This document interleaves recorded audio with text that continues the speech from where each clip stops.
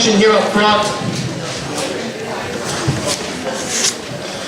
So just a couple clips here to spark a little bit of discussion.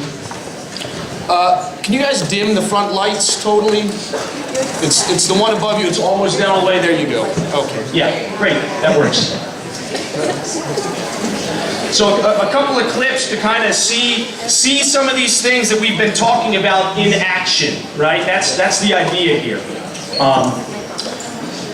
Mike Licona and Bart Ehrman, again, hopefully many of us saw this, but for those of us who didn't, they're debating the topic, can historians prove that Christ rose from the dead?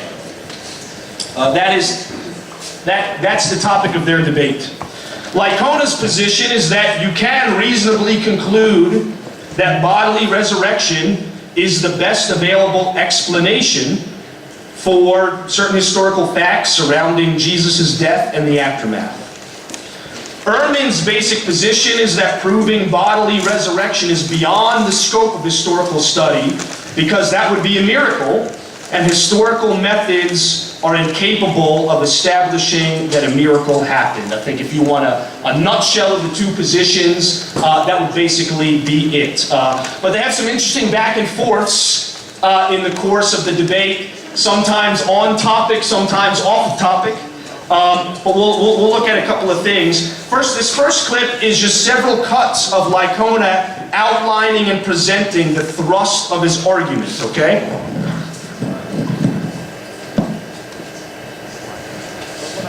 And what I'm going to do this evening is this. I'm going to construct a case for Jesus' resurrection using two major building blocks, facts and method. Let's look at my first major building block. For the end of that document, we would find no less than 3 facts pertaining to Jesus' fate and what may have occurred afterward. I'm going to give you those 3 facts. I'll give you a few arguments to support them. I can't give you all of them. We just don't have time. And scholars do arrive at them sometimes through different routes. Okay, but almost all of them arrive at these 3 facts. Fact number 1 is Jesus' death by crucifixion. Now, let me show you how this would work in the practice of history as we examine 2 different hypotheses here. So, in terms of taking the facts which virtually every scholar in the world who studies the subject agrees, you subject them to controlled historical method, you come up with the conclusion that the resurrection hypothesis is far superior to the most popular one out there today. And when we use the same kind of exercise with other naturalistic hypotheses, resurrection wins every time, and that's why I'm contending that historians can prove with reasonable and adequate certainty that Jesus rose from the dead.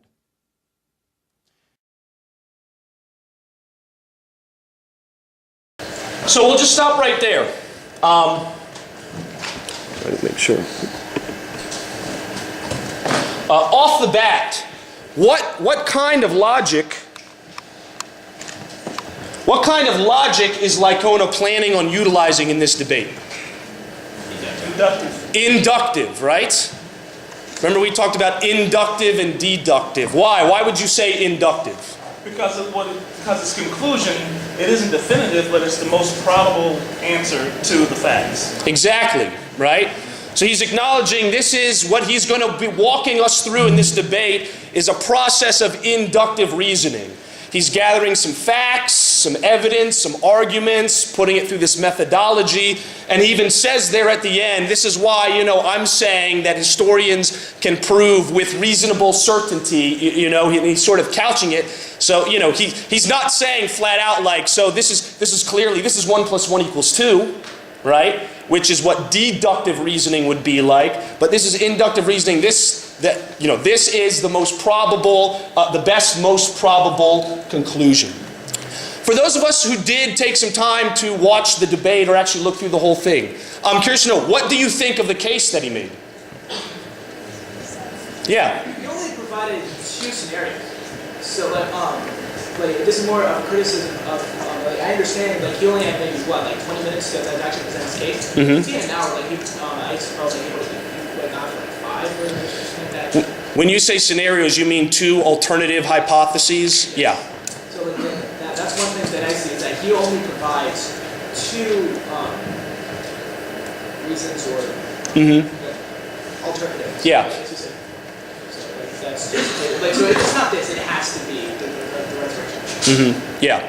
Yeah, and I think he makes mention, he talks through the idea of hallucinations or vision versus resurrection. And I think he does say it was for time's sake. He wasn't able to talk through every single alternative hypothesis out there. What he does make mention of, though, which I think is why he only walks through the two, is that in his study, hallucination is probably the most popular amongst scholars who are proposing alternatives to the resurrection. Probably the most popular it would be hallucination. But and I'm sure you could do some reading, and there's resources. Some of the Doug Jacoby books, I think, make mention to some of the alternative hypotheses that are out there, and conduct your own inductive journey of reasoning there. Yeah. I'm a little bit confused on what it means to technically prove that something actually happened. Yeah. Right now, I stand on the side. The second guy said, I don't think it's technically provable that Jesus Christ rise from the dead. This whole world would be, Yeah. in another lifetime. So I guess I'm kind of wondering, what does that mean to say, okay, this is provable? Yeah, that's a great point. And this is why people like Tyrone and myself and anyone else who's a lawyer can make a rich living. Because it's the debate over the definition of the terms. We need to define these terms if we are going to come to an understanding and come to a meeting of the minds. And that's what lawyers do, for instance, right? But that's critical. They do at one point in the debate kind of get into this exchange where it's sort of clear, like it's almost like a semantics thing. You know what I mean? Like proof according to what? Like scientific proof in a lab? You know what I mean? Like running an experiment in a lab and being able to prove there. But but they both kind of acknowledge, well, that's sort of different from historical proof, So, but in any discussion that you have with people, though, that point that comes out, it's important to come to an understanding of the very terms and words that you've been using and talking about, right? So that way you can sort of have, if you will, a meeting of the minds. And the question of proof is a big one because different people are ready and prepared to accept different levels, have different definitions of proof according to who they are, right? Someone can feel like something was proven to them, while another person feels like, well, it wasn't necessarily proven to me. It can be subjective, right? And that's what I found, I know, in many conversations that I've had with skeptics or agnostics or atheists, is that I realize, and I'll even get to it, is like, part of the core thing is we're dealing with two very different standards of proof here in our lives, We're kind of talking the same language, but, your standard of proof is somewhere up here, and I've put my standard of proof at a different kind of place. What is that? There's no, who decides that standard of proof? That's an important question, and it's one that definitely does come up in the debate and can create some, hopefully not confusion, but good further discussion. There are a couple hands. Yeah. I know that the opponent nails it later, that idea of like theology, into this, about how it's hard, you can't throw in things like, kind of saying, like the Spirit of God. You can't just, how Sure. can you throw that in there to a historical debate and how it proves something had happened? Because it's the Spirit of God is moving, and even then, it's like, how does that work? Yeah. Like even, the opponent rolls with that later, saying you can't prove something that's like magical in a sense. Like he's just coming back from the dead. Yeah. That idea of the sense is improvable. So how does that work in that whole sense? Yeah. If we're trying to prove something that's, definitely different. Like obviously, like trees grow, people just don't raise from the dead often. So something like that, where are the lines? And I think again we're getting into sort of a kind of a question of science. The response that Lycona offers is he's saying what Lycona claims is that, look, I can say bodily resurrection without necessarily saying that God did that. Okay? I could say bodily resurrection without necessarily saying God did that. Ehrman's like, that's ridiculous. No, you can't. If you are going to say bodily resurrection, that at least implies but he thinks infers that God is behind that, so you can't say that. And so it depends on where do you fall on that. You know what I mean? Lycona feels like, okay, I'm open, and this is a debate that's often had among historians. Is a historical method, like Ehrman describes, atheistic by definition? You know? And if it is, Christian scholars would say, well, that's unfair, right? To kind of say something is atheistic, by definition, because then it becomes a process actually of circular reasoning. Okay, as we go through the fallacies, but the thing, what I personally think is miracles do happen. Things that are not explained by regular, repeated scientific phenomenon do happen. They don't just happen thousands of years ago, they happen around us. I'm sure if we went around the room, we could probably talk about something that happened that was, look, there's no explanation except it was a miracle. I see Rob nodding his head up and down right there, because Rob was actually the recipient of one of those things not too long ago. That the doctors even said, we have no medical scientific explanation for what just happened. So the fact that miracles can happen, is Ehrman right, therefore, in saying we automatically have to dismiss that from the historical explanation just because we can't repeat it in a science lab when we know that they are possible? I think that's what you have to ask yourself, right? If we know and we could say modern day that they do happen, well then what's the argument for saying it's not possible for it to happen back then? Then you get into a possible, probable versus kind of discussion. Yeah. You had your hand up, or it's okay now? Okay. Yeah. Yeah, I just think that my opponent wasn't really thorough enough. I'm not saying that he's wrong. Honestly, by the end of the day, I was convinced by others. So I don't know where I stand. But Sure. I feel like, Mike said, he wasn't thorough enough. He said, well, if it's not hallucinations, then it has to be resurrection. Sure. And sure, we can't throw that idea out the window. I don't think that the historical method should be atheistic by definition. Yeah.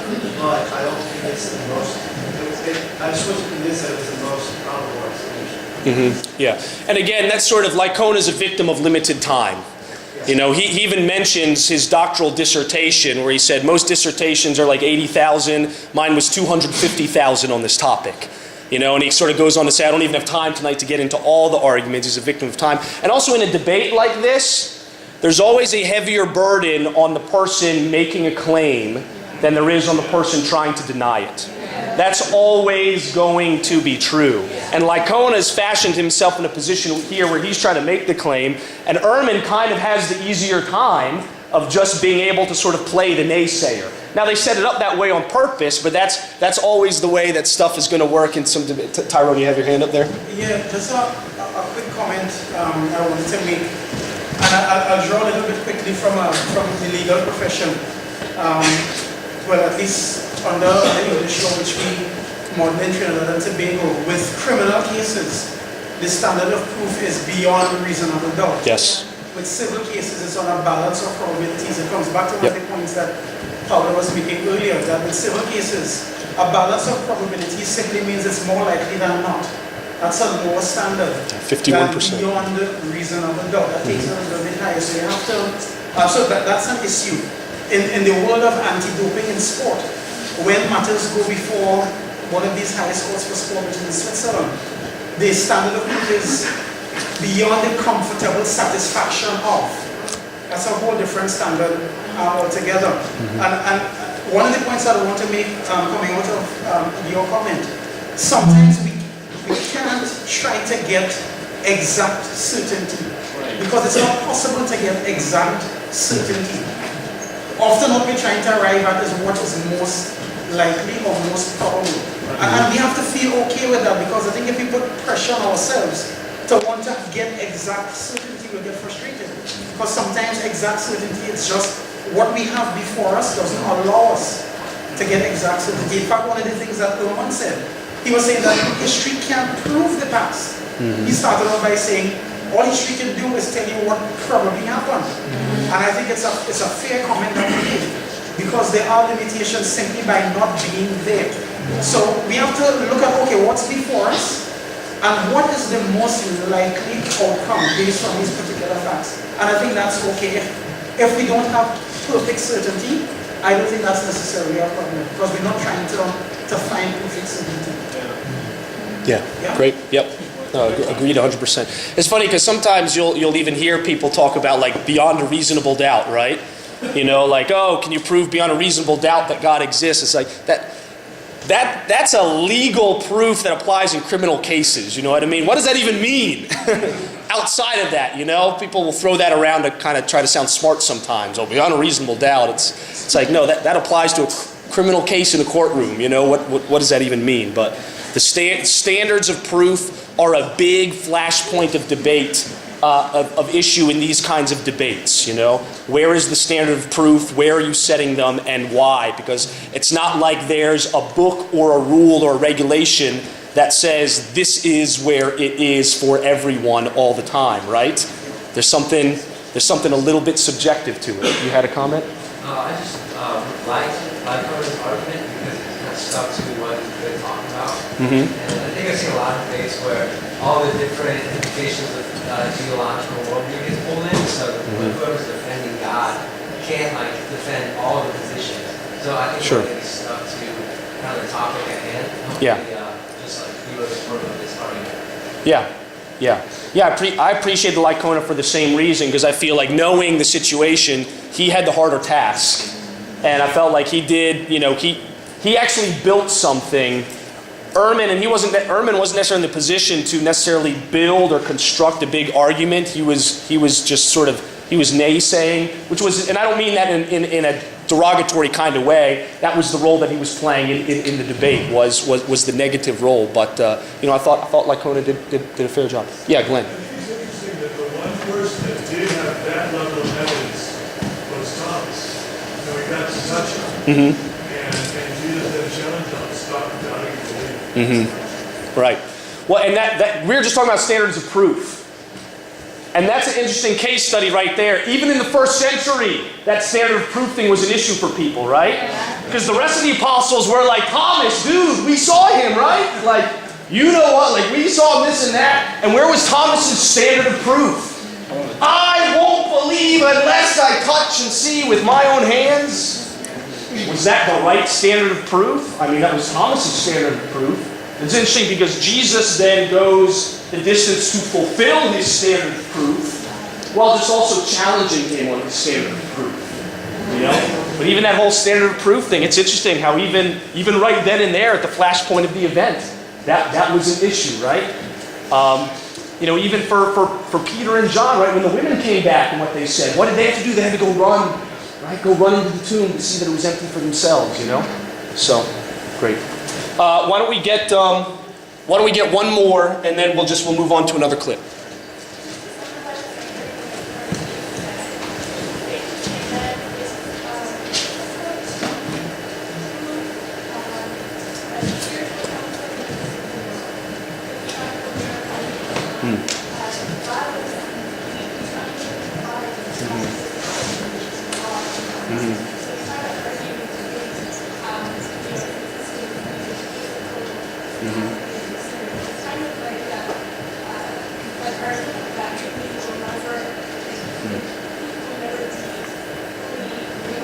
Well, here's,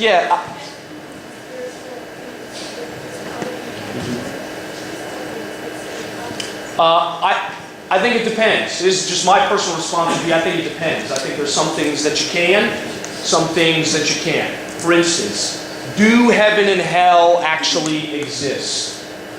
I won't actually know that until I die, right? In terms of actual kind of knowledge, right? Now, because I have decided to believe in the Bible and the Christian message, and so by extension I accept that, and heaven and hell makes sense to me philosophically, right? It makes sense, but will I be able to prove that spirit while I'm here in this world? No, I won't be able to prove that. Now, though, is there proof that repentance results in a better life? Yes. I'm proof of that. Repentance is a spiritual concept. Repentance is a spiritual teaching. It's a transformation of heart and mind, right? Followed up by behavior. I'm proof of that. If you're a Christian, everyone is. There's a set of things that the Bible called sin, right? That's a spiritual concept. And it said if you surrender to Jesus, you repent, you get rid of that. these bad consequences will stop happening and some of these good things will start happening. I'm proof that that's true. I can say that that's true, and that's my testimony, and it's a valid testimony. I could line many other people up to share that. The transformation in relationships, the transformation in self-esteem, the transformation in purpose, the things the Bible would predict would happen as a result of acknowledging sin, coming to the light, repentance. We can actually see that take place in the lives of Christians. So I would say some things yes, some things more difficult. Does that make sense? Okay. Let's move on to another clip here.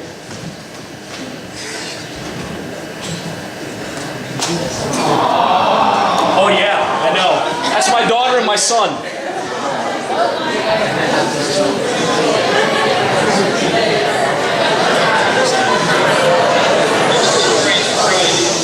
Okay, guys, we're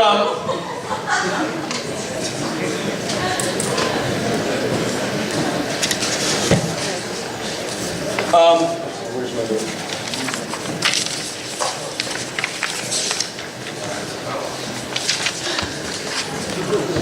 Okay, so clip number 2 here.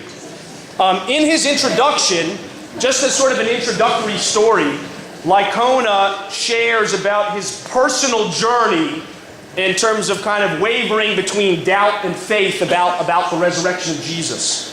Okay? And it was a personal explanation for him as well. And he explores that question. He shares about how he overcame doubts to conclude that Jesus rose from the dead. Here in this clip, Ehrman now brings that up later on in the debate and has this to say about it. That most historians agree that you can't approach history without presuppositions, but you should try to separate yourself off from your conclusions as much as possible and separate yourself from the desired outcome of your investigation. Fine. Now, let's ask whether Mike or I or neither of us is doing that. Mike wants to maintain that, in fact, he has separated himself off from the desired outcome of his investigation. And so I ask, is it just an accident that the outcome of his investigation leads him precisely to where he started? He started believing in the resurrection of Jesus. He engaged in a historical exercise discussing the resurrection of Jesus, and he concluded that Jesus was raised from the dead. Is this an accident? Is it a result of historical method? Well, I can contrast this with me. I started out my historical investigation believing that Jesus was raised from the dead and that historians could prove it. This was my view for many years, having gone to Moody Bible Institute and having taken classes on apologetics and having, in fact, given numerous speeches in which I tried to demonstrate that Jesus was raised from the dead. This is where I started from. I, too, decided to look at the historical evidence for it as dispassionately as I could, and I came to the opposite conclusion. My study did not lead me back to the place where I started. Mike's did. Is that an accident? I don't know, but I somewhat doubt it.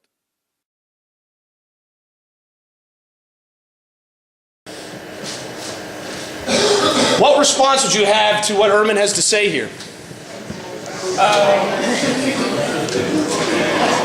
Seems like he's assassinating his character, which actually has no bearing on the actual argument. Yeah.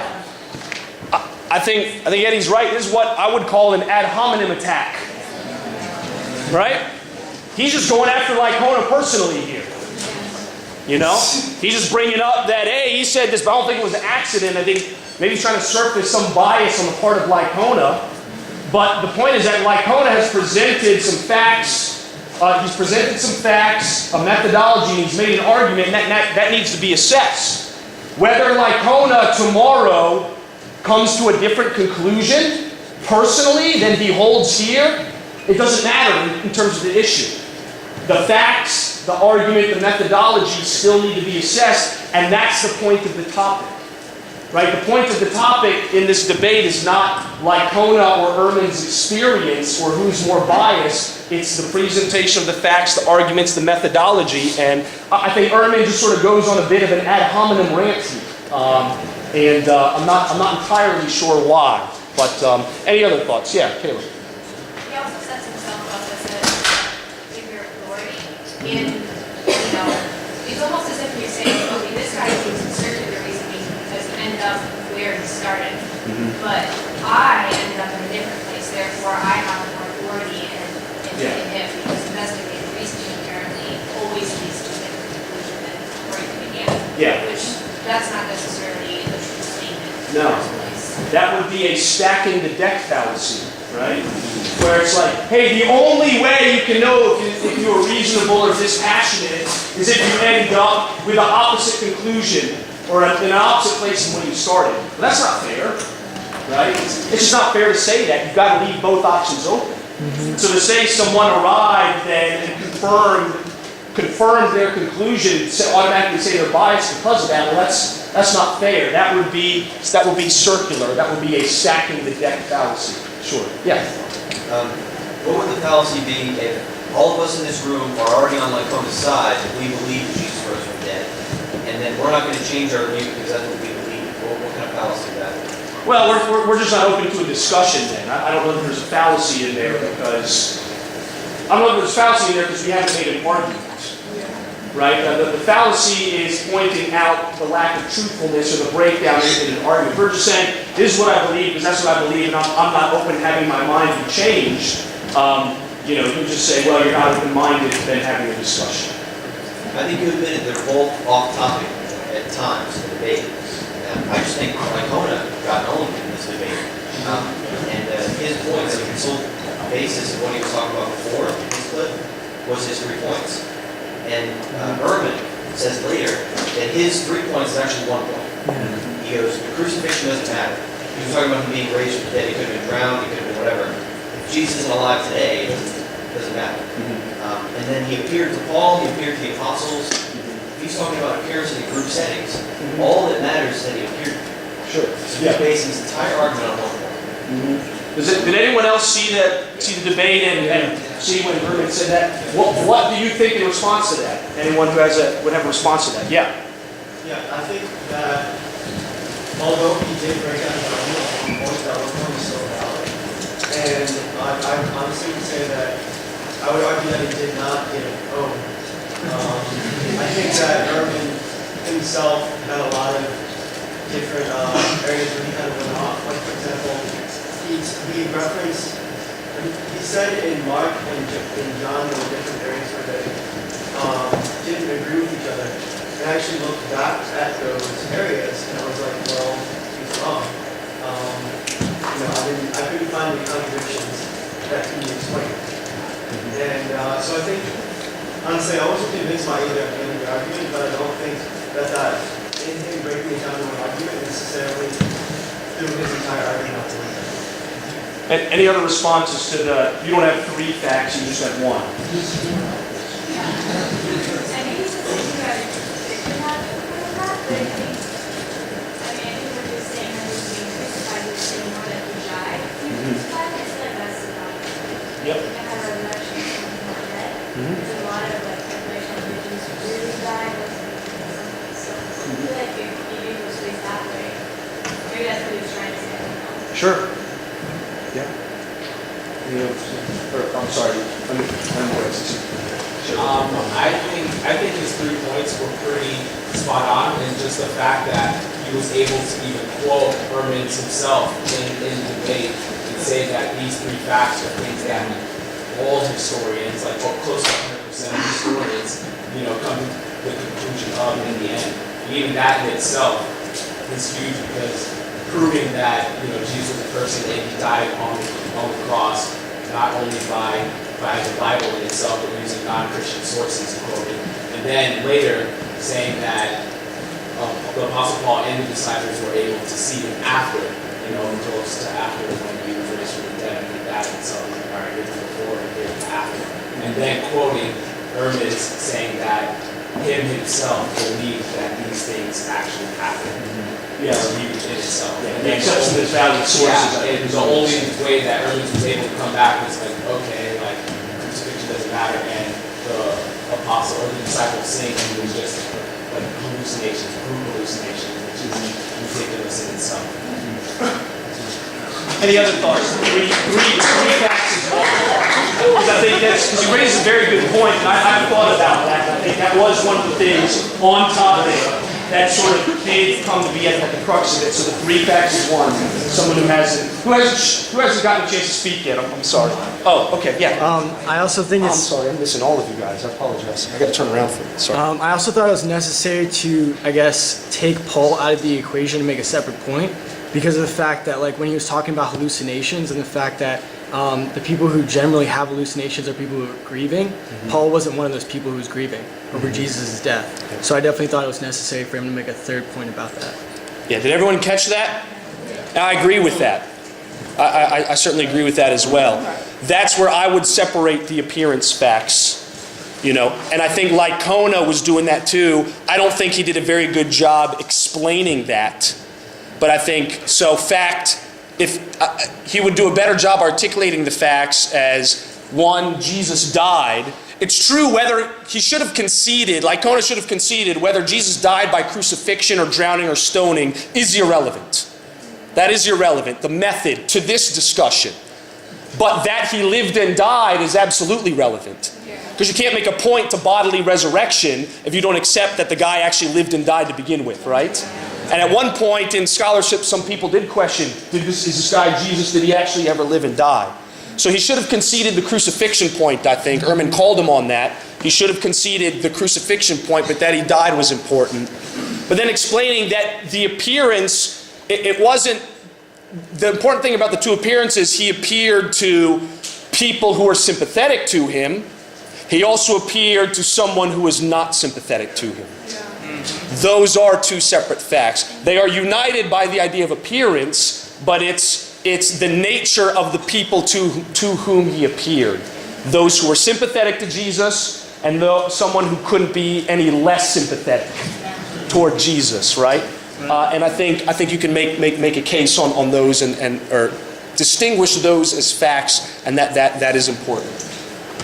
Yes. I think it's interesting just to consider that Ehrman boiling down all those facts to just and arguing that it's one fact doesn't make it any less valid as evidence in an argument, and so that's just really it's distracting from the crux of the issue, and being, I think it's even just for like talking to people and reasoning with them about their relationship with God is like not like what is really the issue that we're talking about, and are we getting distracted by things that may be relevant but aren't necessarily like they're not the real issue, and do we end up just like debating over some side thing that's not necessarily going to get at okay, is this important, did this happen, and how is that relevant to you?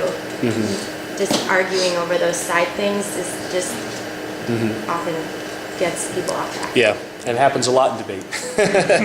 And just in interpersonal discussions too, because again, the idea of this is thinking about something like this, taking it to the situation of you're hanging out in the student union and you reach out to someone and you start a discussion about, God and stuff like that. I know sometimes, have you ever been in a conversation where it's like you start on one point and you start talking, and then the skeptical person will ask something like completely, well, what about other world religions, And I was like, wait a minute, we were just talking about Jesus in the Bible.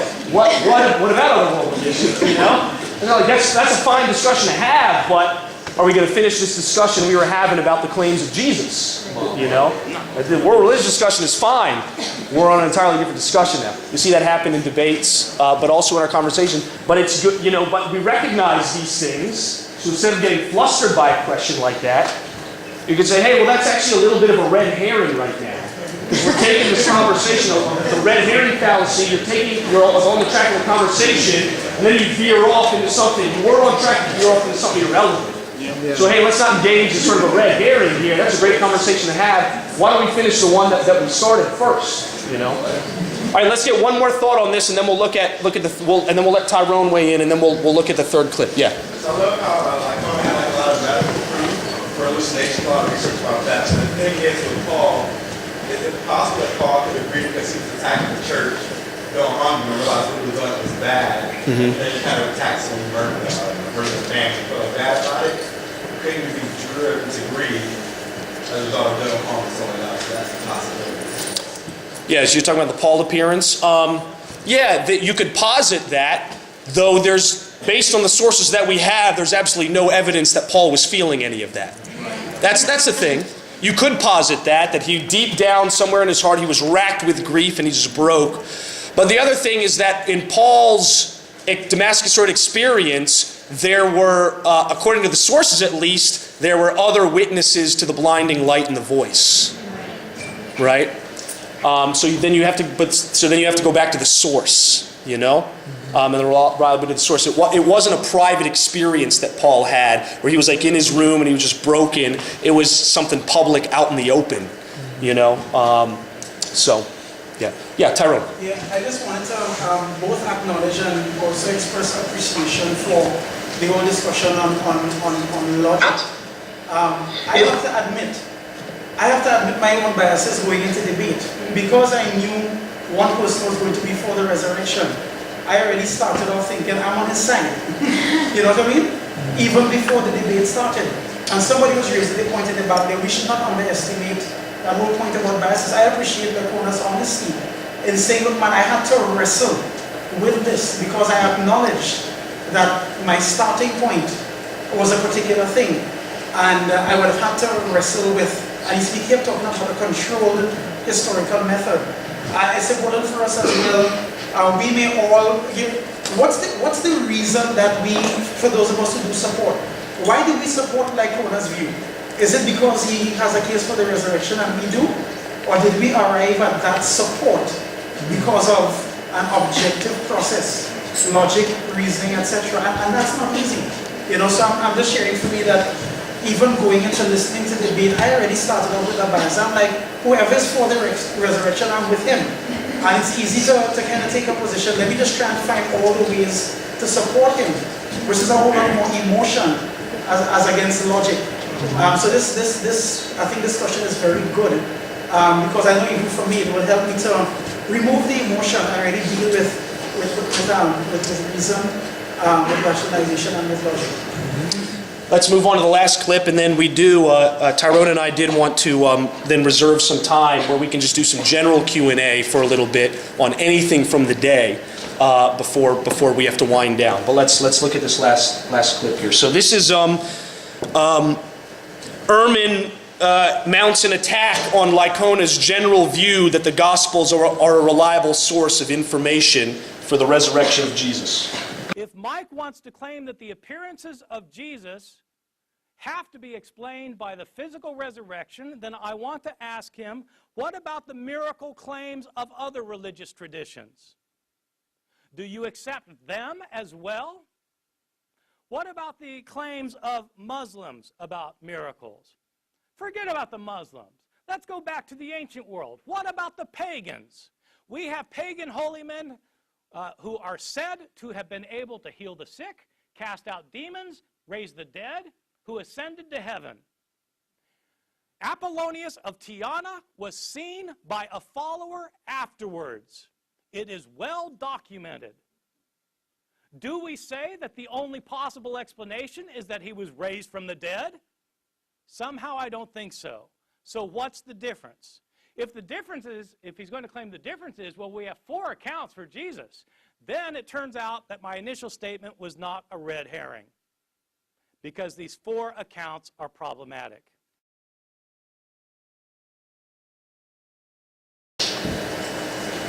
So how would you respond? Yeah. I respond to what we just Okay. Everything that Tyrone just did, he'd say, hey, here's a stack of notes. Yeah. So like, if I were to respond by saying this Apollonius was only seen by 1 follower, if I were to say, okay, in the Bible we can see that Jesus appeared to over 500 people. Would that be appealing to the people, or would that be a valuable? No. Yeah, I think that would be legitimate, and I think one of the things you're drawing out is that Ehrman is doing a bit of a straw man here with Lycona's argument. Yeah. Right? Did Lycona say that there's the only possible explanation for Jesus is the resurrection? No. Did Lycona ever say that? Ehrman said that Lycona is positing that. He never said that. Lycona has admitted there's all sorts of explanations. There's naturalistic ones, there's a supernatural one. I've taken these facts, I've crunched them through a method. I think the supernatural one. So there's a bit of a straw man there with what Ehrman is doing, right? Is Lycona saying that only the mention of the four Gospels is the only source for coming to that conclusion? Did Lycona ever say that? Well, no, he mentioned Paul. He goes into 1 Corinthians about how Paul is talking about other contemporary eyewitnesses. So it's a bit of a straw man, and I think that would be a fair rebuttal, is to just clarify, say, hey, my position has been straw manned. I didn't say it was the only possible, and I'm doing more than just talking about the four sources contained in the Gospels. Other part. Rob, is your hand up? Or okay. Yeah, he kind of makes the resurrection. He tries to nullify it by saying, well, you're saying that it's a miracle, and that is what you're saying. Then, if you believe in this faith, then all other miracles are nullified. That's kind of what he does. And like the Bible actually says, pretty much quite the contrary. If you were to use the scriptures, that God sends rain upon the righteous and the wicked. And Paul actually makes that appeal to the Gentiles. That God's been good to you. He's revealed himself in incredible ways to you. Sure. Even before the resurrection of Jesus. So, yeah. He makes this, he tries to combine different things, and he's definitely taking a strong emotional stance, trying to provoke emotion. Yeah. And he doesn't really cite me. Yeah. No, I think that's true. There's miraculous claims in other situations. It's like, okay, I don't know that Lycona even shut the door on any of those. And he's maybe asking that question, but he's certainly implying that. Yeah. I think it was, especially after what you just, the example that you gave was on the video about if you're talking to somebody about Jesus and then they go off and what about otherworld religions? It's like exactly what you just did. Yeah, what did I call that? What is that technically called? But he said, what was funny is he said that he kind of tried to say I didn't do a red herring by doing another red herring. Correct his first red herring with a second red herring. I think my position is that, especially with this particular debate, is that he never really presents a case for Jesus not resurrecting. And so that, to me, makes his case already defaultly weak, because he's arguing against it without presenting any evidence to the contrary. It's just like, you're wrong, because of all these things that don't matter, and you're wrong, but I have no proof against you. I just have these assertions or opinions. Yeah, and he offered, to be fair to him, he does put forth the appearance. He does put forth this notion that maybe Jesus had a twin. And he wasn't necessarily saying that he believes those. He did put forth a couple of other things. But, Ehrman, again, what you're seeing is it's the advantage that Ehrman has of just being able to deny. It's like in a criminal case, okay? The prosecution has to make its case. The defense can just object, right? Without, now maybe the defense would make a stronger case if they offered an alternative theory to what the prosecution is saying. But they could just object, deny, and then the jury has to figure out, did the prosecution do its job or not, And again, that's the position that he's in. But one thing she did bring up, which I agree with, is it's another red herring, okay? What's the topic of this debate? Can history prove the resurrection? Can history prove the resurrection of Jesus? This is not a debate about Apollonius of Tyana, right? It's not a debate about can miracles happen in other world religions, right? That's a red herring that, okay, I don't know about Apollonius of Tyana. If you want to have a separate debate and someone wants to stand up and make a case about that, we'll assert it. But what does that have to do with the content and the point of this discussion here? It's a red herring, right? The discussion here is Jesus' resurrection. Not is resurrection or miracles, how credible are they in other world religions? And again, that's maybe a very good, that can be a fun topic to debate, but it's not the point here. He's taken it in a different direction. Yeah? Also, the sequence doesn't make sense. He's saying that if you believe that Jesus was resurrected, you must believe that all other resurrections are true. Therefore, if you don't believe that someone else's resurrection story is true, then you must believe that Jesus was resurrected. Yeah. Yeah, he sort of suggests that it's got to be sort of all or nothing. Again, I think what he's trying to do is he's trying to sort of spark, he's just trying to show a bias in Lycona, I think is what he's going after. Which is, again, another sort of ad hominem. He's just sort of saying, I think the thing he wants to present is, look, Lycona, he's a Christian preacher, he really believes this stuff, he's not open-minded to anything else. That's why he came to this conclusion, right? Which again is sort of more a bit of an ad hominem, but yeah, he does sort of paint these all or nothing, and that would be a false dilemma, right? Some of those other miracle claims couldn't be legitimate, some of them could not. There's a middle ground. Let me get Eddie. You can just keep talking. Let me get some other people here. Is that all right? No, we'll get back. Yeah.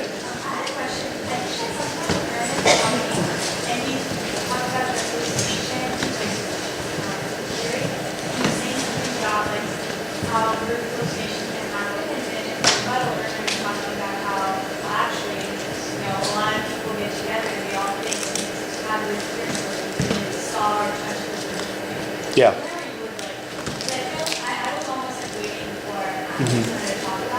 Yeah. Yeah. Well, I mean, personally, I think Lycona lost on that point. He was saying that group hallucinations, maybe what he's trying to say is group hallucinations tend not to happen but yeah, there are stories and accounts of groups having the same kind of vision or the same kind of hallucination. It's not fatal to his case, but I think Lycona didn't address that point. I think Ehrman fairly beat him on that particular point. Did you think the research that he cited about the scientists that had written a book on visions or hallucinations, and where I guess the research was that he emailed those people and they said that doesn't really happen. We've looked into this book on singular hallucinations, but that doesn't really happen in our research. Yeah. I felt like they were in more of a position to speak on that then. Yeah, sure. And that would speak to then the strength of Lycona's point, But there are claims of group visions and group hallucinations happening. Those are a lot less frequent, and Lycona could say, when I talked to the experts and they researched those, they didn't find much. So that he could say that as to weaken the counterpoint. Let's get maybe one or two more, and then we'll just do some general Q&A. Is that okay, Tyrone? We'll do one or two more, and then just open it up generally. Yeah, Josh. I think one of the most telling, but one of the saddest things about this debate is that it's all so humanistic. You don't go back to people, talks about his experience, talks about one's experience. You don't go back to what people do, how it's human narrative. If you're trying to attack people who really believe in the resurrection, really hardcore Christians, then going after human flaws, it just isn't very great. Yeah. And the group that they were speaking in front of was a group of people who believed in the resurrection. Ehrman kind of makes a joke about it at the beginning. He's like, how many of you here believe in the resurrection? And most of the room raised their hand. He's like, how many of you came here to watch me get slaughtered tonight? And, he just kind of laughed it off. He was like, I feel like Daniel in the lion's den, right? But I think he was staying on, Ehrman, for his part, did try to stay on task of this is what historians do. I don't want to talk about religion or theology, though. Then he does sort of make some backdoor attacks, but he was trying to stay on topic there. We'll get one more. Did you have your hand up? Yeah. I just think if you're willing to ignore the fact that this is a red herring in the argument, you can just also point out that the Bible's really quick to acknowledge these sort of inexplicable occurrences that weren't performed by God. Like you've got the Egyptian priests, you've got the witch of Endor, you've got Simon the sorcerer, and all of these things. The Bible's perfectly happy to acknowledge that people really believed that, and those were potentially very real occurrences that weren't being performed by Yahweh or by Jesus. And